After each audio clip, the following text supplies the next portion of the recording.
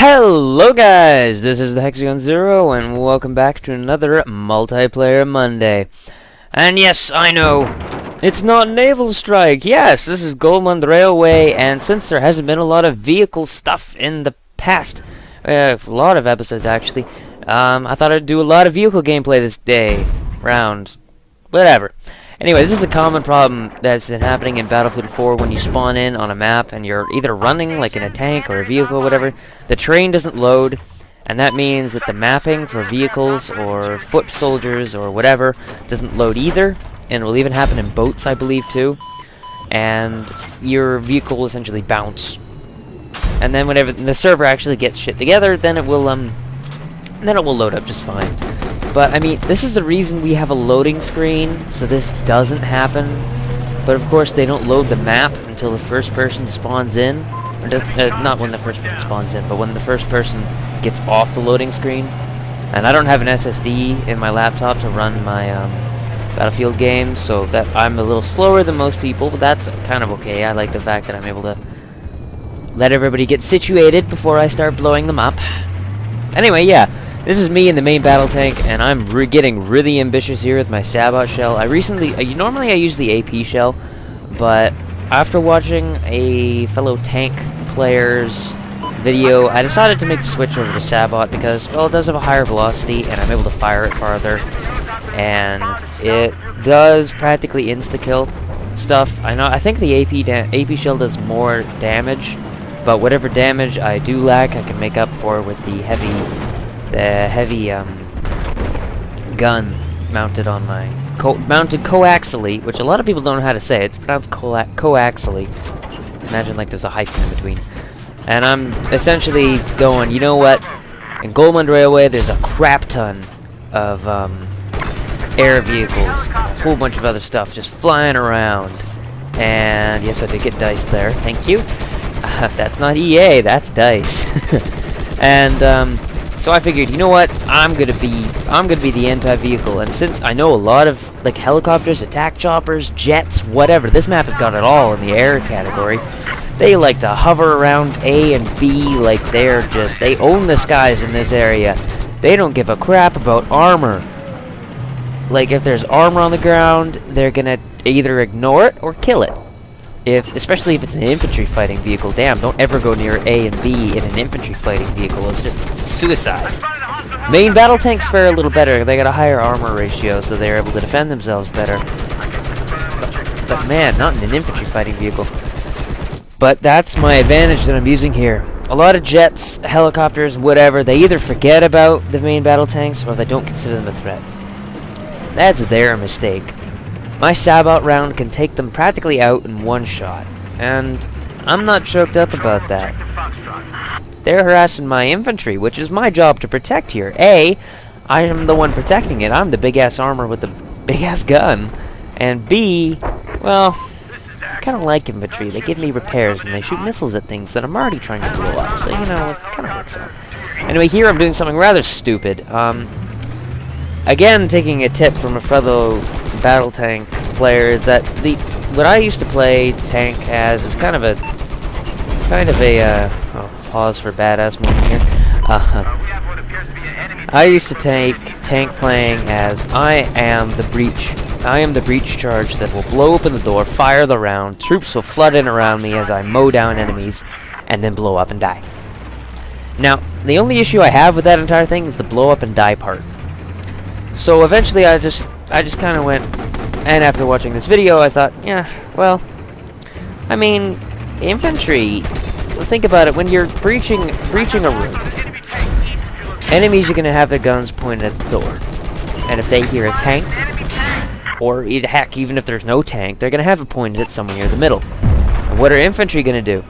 They're going to roll up from the sides, from the edges, completely avoid and give them an extra maybe microseconds or nanoseconds, not nanoseconds, maybe microseconds for our infantry to take them out as they move their gun, because when you're on the move, you're better to respond to things that are sitting still, and typically when people are in defense, things are sitting still. So if there's no tank rolling through the door, my troops are gonna have an advantage. So I figure I'd let my troops secure the perimeter, Maybe not secure it, but I'm trying to go for the gunship there. Stupid idea. Don't bother. Unless you've got a really nice hill. And staff shells. But no, it's just let them secure, or maybe kind of cause some chaos, and then roll up in your battle tank and blast. Then that's when things get fun. But anyway, tanks. I love the tank. Tank is my favorite vehicle. Favorite vehicle to play. Yeah, I missed so hard there, but luckily he kind of pancakes into a building and dies. And I got a little worried here because the helicopter read empty before it blew up, and typically it means the guy's jettisoned. But I forget that it will show the guy dead before it blows up the helicopter, so the helicopter would technically be empty, despite the fact there's a dead body in the co-pilot seat. So right here I get really nervous because I know there's at least 2 people here, because I'm alone in the gunner seat. I'm alone in the driver's seat of the tank, and so I know there's at least 2. So I'm getting real nervous. I'm just like, you know what? Back out. Back out. It worked last time because there was, like, I had a gunner with me, but damn, this time, no. Get the heck out of there. Kind of get his stock of the situation. Get up off that bad platforming. This rock here, man. That rock is just the bane of my existence. And then, you know, just kind of wait for some infantry support, wait for him to roll up, and that's what they did. They rolled up, and I got a spot, and I checked out where the 2 guys were. They were hiding in this building, so I just thought, you know what? When a cockroach hides underneath a dresser, blow up the dresser. So I started blowing up the building. So I'm just firing shells into the building, not really caring what's around me. Then this helicopter gets a little too cocky, and then it literally hovers right over me, and I probably should have moved to take it out, but you know, I mean, cockroaches, they're just there. And then I was vibrating with the rock, so I couldn't get a nice shot off on him. Then this guy starts being a little cocky. I get him, he goes down, boom, vehicle destroy. Not a kill though. The guy's probably teleported out of this thing before it blew. No, see, helicopters get really cocky here, man. They just kind of hover around over. Hey, and I promise you, I'm not high right now. I'm kind of happy. Well, actually, I went an entire night a couple nights ago without getting any sleep, so I'm a little bit sleep deprived. So this isn't. I know I sound a little weird and maybe a little too happy, but that's probably because I'm just delirious with lack of sleep. And yeah, so that helicopter's a little too close to the ground right there, and so I killed it. And then Crazy Stallion. Hi!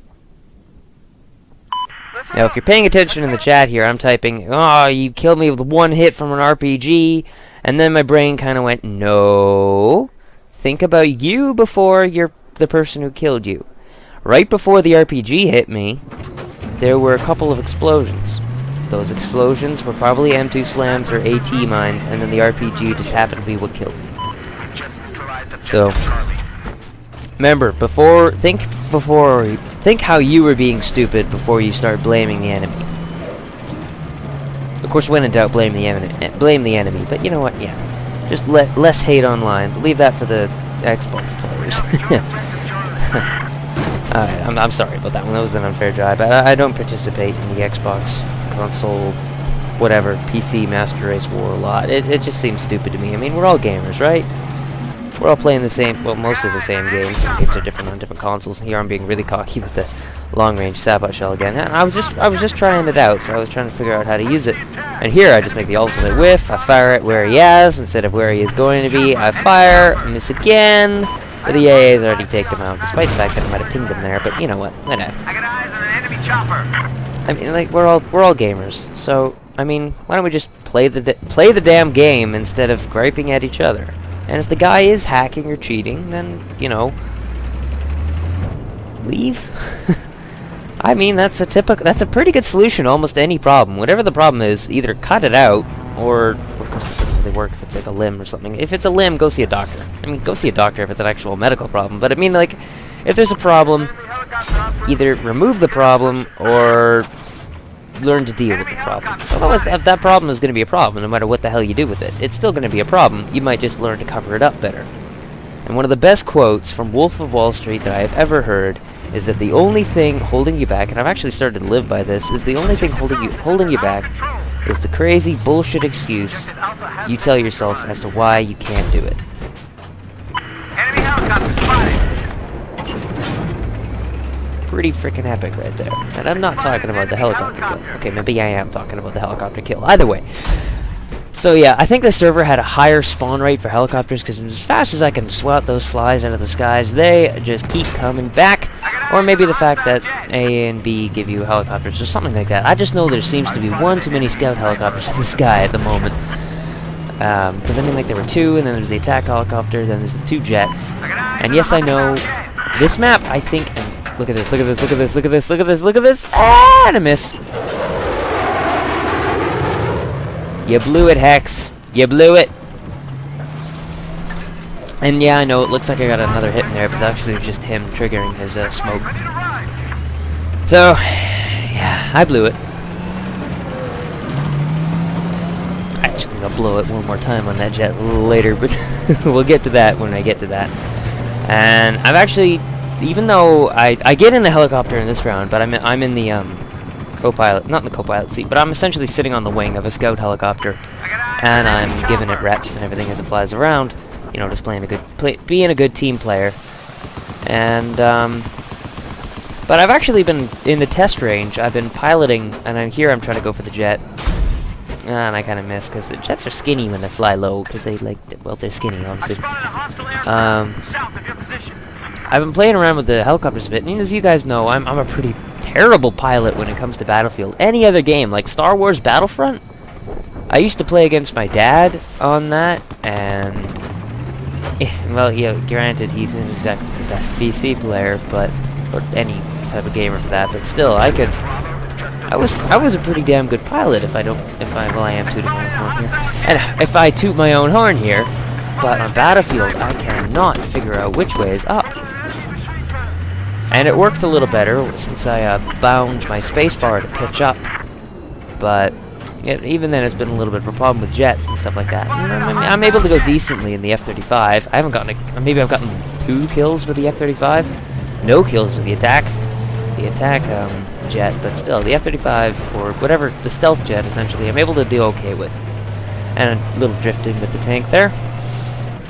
But with helicopters, I've started to experiment with a little bit more, and the scout helicopter seems to be my best piloting vehicle, with the attack chopper coming up next. And this guy was just having fun. The attack chopper being my next easy, the best, the piloted chopper. But, you know, and then the transport after that, mostly because it's just a big pig and it's slow and sluggish, but I'm still able to move it pretty quickly. I don't think I'd be able to give infantry support, but I'd be able to get people from A to B at least. And this stealth jet flying so low and sideways, so essentially he's a bigger target, and yet I still miss him. Keep in mind, I'm still trying to figure out the Sabot shell here. This is the first round I used it in. And, yeah. Anyway, this is attack chopper here. Wait for it. This is one of the times that I don't whiff. Dink! Boom! And followed up the heavy machine gun, and dead. Keep in mind that heavy machine gun does damage to lightly armored vehicles. That includes any type of helicopter, jets, and not infantry. Basically anything but armor. Like, infantry fighting vehicles, it won't touch, and other main battle tanks, it won't touch. But it'll touch jeeps, it'll kill ATVs, it'll kill basically anything as long as it's not other armor, ground-based armor. It might kill the AC-130 gunship if you can get it up high enough. Oh, that wasn't meant to be an innuendo, but oh well. So I come up onto this ridge because I see the enemy AA gun as being a little bit weird here. So I aim just enough to get a mobility hit on it, and then a whiff. Wait for it. Oh, in the AA tank, you can't get a heavy machine gun in there. Whiff again, and then whiff again, a little too high, and then whiff again. I was trying to go for the arc shot over the hill. I should have just left him alone. But this is a really stupid spot to be unless you're behind those buildings. This is why, because enemy tanks will start to roll up and they'll start hitting you. I pop APS a little bit too early here. But it actually works out in my favor because I blocked the shot from the second battle tank over there, but he misses a little bit, expecting me to back up. So I figure I'm being barraged by 2 armor pieces here, and I panic, which is stupid, and I start backing up because things start exploding all around me. I'm panicking like crazy. I'm going, I don't want to die. I know there's infantry around me that might be engineers with slams. Oh, shit. Yep, they had slams. They were just already placed like an hour ago, and I only just found them with the bottom of my tank. So here, I get inside of the scout helicopter. So I start looking at A and B. There's too much armor there for my liking. There were like 4 tanks there, so I thought, you know what? Let's get inside of the helicopter. See what I can do here. And I actually unlocked the G36C, which since the Naval Strike update has been a pretty badass gun. So I've been rolling with that for a while. I rolled with the, I've actually been using the, what is it? Crap, I don't know. Watch this, watch this. Clunk. MK136 Small, new favorite rocket launcher. But, yeah, I've been rolling with, what is it, the G36C. What is the other one? The AK-5C, I made a triumphant return with. It was actually around the Naval Strike. I was playing Engineer because I wanted to use the MK153 Small, but I had to go in defense because my team was, as usual, an idiot about defense. So I whipped out the, I just had it. AK-5C, that's it. And I slapped an slightly magnified scope on there, and actually worked out in my favor. I got better accuracy, got on a nice little kill streak. And then I flopped over to the G36C because I just unlocked it, and I'd like to apologize to any montage maker out there, or basically any Battlefield 4 player for that moment there. That jet was lining itself up perfectly. I had the small, I swapped the seats, and I still screwed up. So sorry about that. I got eyes on an enemy helicopter. that was the majorest whiff of the day. I promise. This is Act. What was I talking about? Oh yeah, and then anyway, the G36C, since the Naval Strike update, it has almost got no recoil, left or right. It still has a little bit up and down recoil, but you can counter that with most grips. Of course, right now I'm pretty early on in the attachment unlock, so I've got some. I think I've got an ergo on it right now because it's the first one you unlock, but still, better than nothing. Anyway, there's this guy camping out with a stinger in the middle of nowhere, and I figure if I had launched my MK153 Small right then, I would have been able to kill him, but helicopter's in trouble, and this guy's just not leaving us alone. And this my driver, the pilot actually, is being a little bit of an idiot. He's trying to figure out where the hell the guy is, even though I spotted him, and he's still looking for him. So that's the 3rd time we've been hit. And that's the 4th rocket he's launched, and even if he's extended rockets, he's got like maybe 3 max left. So essentially, you don't hear it, but I yell out over the squad chat because he's on my squad. I say, "Get the hell out of here, man! We're being shot by this guy, and evidently he's not gonna give up easy. So why don't we just get out, get your gyroscopes back in order, and maybe we can hit him from a longer distance." So he backs out, he starts to move back in, he's looking around, he notices this guy, this helicopter over here is being a bit of an idiot. Coming in too slow. I quickly check behind us just in case it's a jet, or another copter, or maybe that guy's trying to lock again, but either he's died or run out of rockets. And actually, this is what a lot of people don't do. They'll stick to one seat when they're in a chopper, when there's no one else in it, and they'll go like, "Oh damn, I could have been able to get so many kills if I had just been in the other seat." But dude, you can change seats. If you're playing, I don't know the controls on a console because I'm a PC player, but whatever. I'm a PC player, but for PC it's just F1, F2, F3, and F4, or sometimes F5 if the vehicle's big enough to and right here, my chopper pilot's being a little bit of an idiot around armor. I always respect armor. It's called armor because it's big. I mean, think about it. There's no type of armor that's small. Okay, maybe light armor Kevlar, but still. I mean, when you mention the word armor, what do you think of? Maybe if you're younger, you might be thinking of knights in shining armor or whatever. And maybe if you've been playing a lot of Call of Duty or whatever, it's like flak jackets, bulletproof vests, whatever. But if you've been playing games like World of Tanks, you think of armor as big-ass things with big-ass guns. And what do you do when faced with a big-ass gun? Well, looking down the barrel of a tank, you better damn respect that tank. Because that tank is able to end your life as fast as the driver is able to pull that trigger. So respect the tanks, guys. They're what either keep you alive or blow you away. Anyway, right here, I probably could have gone for that jet right there, but I saw the shadow, and I kind of looked around for him, and I noticed all the armor here.